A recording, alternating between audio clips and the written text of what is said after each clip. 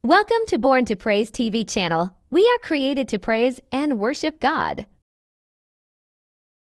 Daghan kayo mga igsoon, madiskubrihan nato karon ang gusto nga ipasabot sa Dios nganong magpasalamat tas Ginoo. Hallelujah.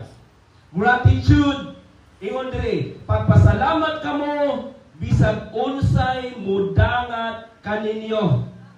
Naatay mga biblical examples, naatay mga biblical characteristics na atuha karon nga i-describe bilang our illustration in this message. Tulo lang pero mas daghan ni sila. Kay kung ako silang hisgutan binag sa mga igsoon, kabuntagan ta. O ganahan na batang mabuntagan? Ganahan na ta mabuntagan basta may kinabuhi. Kay kung sa mabuntagan nga wala kinabuhi. Di ba delikado? Di na ta kakaon o niya sa tubig prepared na mga igsoon kung mawad ang tagininhawa. Amen. Hallelujah. Pero nagpili ako according to the Holy Spirit, 3, tulo ka butang mga igsoon. Tulo ka karakter gikan sa Bible na nakasinabi sila, bisan taliwala silang torment, taliwala silang mga pag-antos, but still they stood up and worship God and thank the Lord. Hallelujah. Muna isa sa kinabuhi mga igsoon. Next, ningo diri. What is gratitude? Gratitude is an attitude of thankfulness and a desire to show appreciation. O sige, pasabot, ang pagpasalamat usa ka kinaiya diha sa pagpasalamat, pag-ila sa Dios sa iyang pagkamaayo ug usa ka pangandoy aron makita nimo usaw nimo siya pag-appreciate. Usaw nimo siya pag-angkon, usaw nimo siya pag-ila nga ang Dios di ay maayo sa imong kinabuhi. Makaingon matag maayo ang Dios sa itong kinabuhi. Bisan doon tayo mga sakit, doon tayo gibatin sa itong lawas, makaingon pa matag, praise the Lord! Mingaw na kayo sila. Mingaw na kayo sila! Dili na tayo makaingon usahay mga ison, but because of the goodness of God, because of our attitude, gitudloan tas pulong sa Ginoo. Kaya ang tanang mga anak sa Dios na may gininhawa, kinahanglan kung ikaw ug ako gitugas sa Dios, liwat gyud kas Ginoo. Amen. Inganay mo tapat, liwat bakas Ginoo. Kay kung liwat kas Ginoo, taliwala sa mga adversities, taliwala sa mga problema, mo stand up ka o mo worship ka, mo pasalamat kas Ginoo. Kay mo lagi disel sa Dios nimo because this is the will of God for you. Amen. Mauni ang gidesire sa Ginoo para nimo. Hallelujah. Dalaygon ang atong buhi nga Dios. David, namatian siya anak, giingnan siya siyang mga sakop. Nga kamahalan, imong anak namatay. Dapat magpuasa ka. Dapat magsuot kang sako kay tradisyon nila mga igsoon, once na naa sila kasubo. Magkuan sila og ash. Magsulob silang sako, timaan nga sila nagsubo, nagbangutan. Apan ingon si David, unsa pa may mahimo ko? Bisa magbangutan pa ko, uska tuig, usa ka gatos ka tuig, uska libo ka tuig, di na nako mabalik ang gininhawa sa akong anak. But here I am. I would like to stand up and worship God because He is the source of everything. Siya ang idugdan sa tanang butang. Naay kadaghanan mga igsoon nga malipayon sila tungod kay gi-provide sa Dios ang ilang mga panginahanglan. Nalipay sila nga doon sila trabaho. Nalipay sila nga doon sila pinagkukunan. Remember mga igsoon, who is the greater? The source or the resource? Kanang atong trabaho mga igsoon, resource lang na. Ang source ana ang Dios nga nagbuhat sa langit o sa yuta tungod kay pinangga ka gibuhat o kas Ginoo. Munang imong rason na niya karon dinhi, imong gisimba not only to respond the invitation but to respond the calling of God. Hallelujah. Munang gusto sa Dios mga igsoon because gratitude is an attitude. Kinaiya na mga igsoon. Munang malipay ka, mag-uul ka, mupasalamat gyapon ka because kinaiya.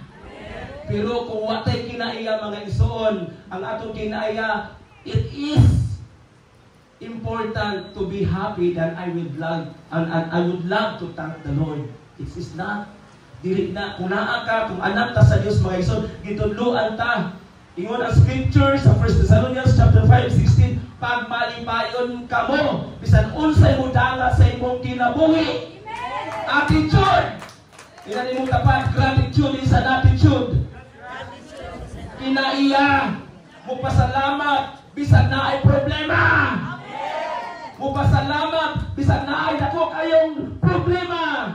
Kay na ay dako kayong Dios na kanunay nakabaga sa problema. God is good. And all the time, kini maoy thanksgiving. It is an art of worship. It is an attitude, mga igsoon, nga naa sa itong mga kasing-kasing. Naa diri ang gitawag nato of gratitude is an attitude of thankfulness na gitawag nato di showing grace or kindness in response. Everybody say, response in receiving it. Imuhang gitubag, imong gitubag tungod sa imuhang kaayo, tungod sa kaayo sa Dios imong kinabuhi nga imong nadawat gikan sa Ginoo. Sa to pa ay pagpasalamat, imo nang response sa Ginoo, imo nang tubag sa Dios sa mga butang imong nadawat. Una sa tanan, di pasalamat ta to acknowledge God's power. Gahom sa Dios. Since kitagaata sa Ginoo tungod sa iyang kahom, kining breath of life, ni-respond ta sa kaayo sa Ginoo. Amen. Ni-respond ta sa kaayo sa Ginoo, mga igsoon. Not only that, dili lang ka na mga igsoon, ingon diri, it is showing down to observe, to be thoughtful, mahuna-hunaon. Ang imong Dios ba mahuna-hunaon? Amen. Kung mahuna-hunaon ang atong Dios, ikaw usab. Una-una apod kanunay ang Dios. Remember sa gisulti sa Ginoo mga igsoon, Ecclesiastes chapter 12 verse 1. Remember thy Creator in the days of your youth. Hinumdumi kanunay ang imong magbubuhat samtang sa duna pa kay mabuhat sa imong kinabuhi. Samtang batanon pa kita. That means nga kung makakamuoy pata, it means makahimo pata pagpasalamat mga igsoon. We are not bedridden. Wala ta nagkasakit, wala ta lying down in the bed. Unsaon pa man nato pagbuhat sa trabaho sa Dios.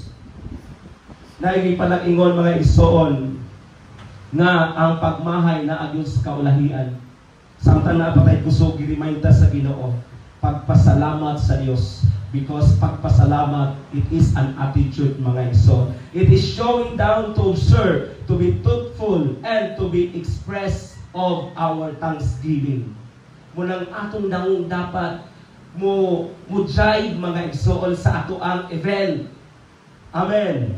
Mo jive sa atong event na magmalipayon, mga igsoon, maghudya ka sa presensya sa Ginoo. Kung ang kalibutan, happy sila. Kung naay mga pasundayag, apan kita mga igsoon, we are more than happy. The joy and happy is so different terms. Na? Lahi-lahi, apan mas bugat ang joy. Muna gigamit mga igsoon sa pulong sa Dios. Kay kung happy ka mga igsoon, mukatawa na ka, kung naay mo pasiaw, kung makakita ka sa mga igsoon sa current events, sa reels mga igsoon, kung naay mga pasiaw dito, mukatawa ka. But after all, after that, no more.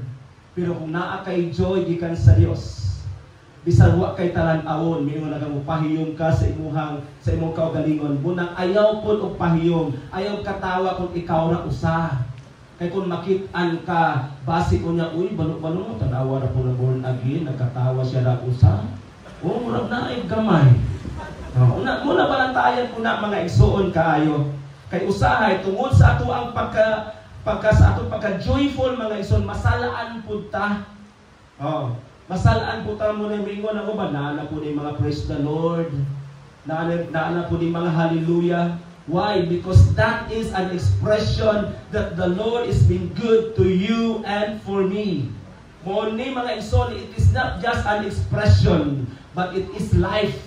Na? What is the abundance of your heart? Unsa gani ang gipitik sa imong kasing-kasing, kay maunay imong kalipay, mo ni ang buha sa imong baba.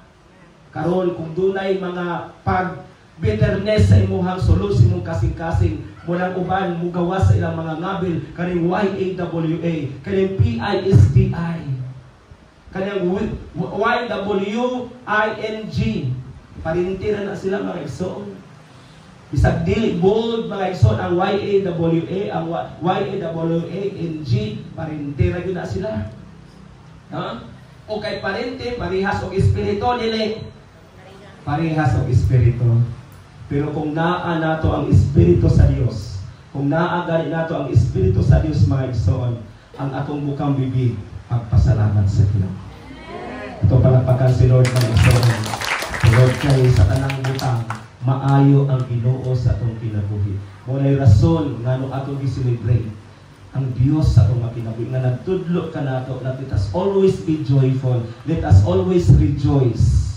And let us always be thankful whatever situation we have. Bisan unsa mga sitwasyon na ato na sinatian, let us always look backward, the owner of this life. The owner of this life, mga igsoon. Hallelujah. Then, gratitude. Another thing, gratitude is a choice. Ang pagpasalamat, usa ka pagpili. Mga igsoon, anos aka nakahibalo or anos aka nakasugod og pili. Tingali human sa imuhang human nga gipangritawan ka, di-decide ka og yes. Napoy uban di-decide sila because ilaha kanunay nga ginunahuna. Ila kanunay gi-evaluate, am I deserve to say yes or to respond? Deserving ba ko nga kung ako ni karon nga pilion, wadili ba ko magmahay sa kaulahian? Mga igsoon, karon kay ikaw naglingkod naman ka diha, then you have a better choice.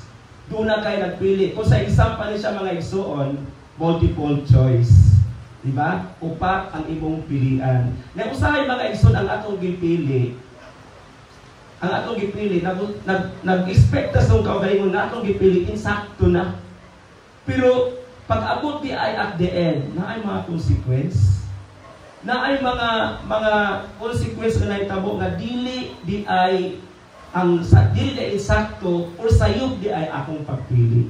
Now, let us define what is a gratitude is a choice. Ang gratitude di ay, when we say a choice, it is mindset. Everybody say mindset.